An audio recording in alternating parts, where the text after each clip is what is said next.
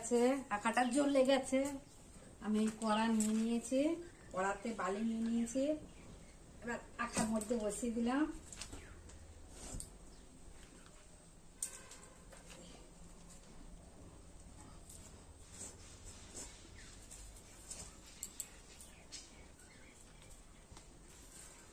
এই দেখো কুচি।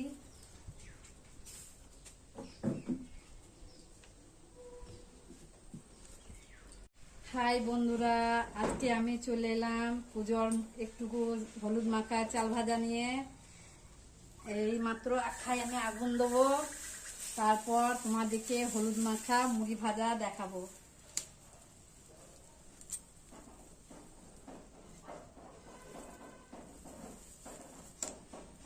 দেখো আমি কিভাবে আখা ধরাই, কিভাবে আমি মুড়ি ভাজি।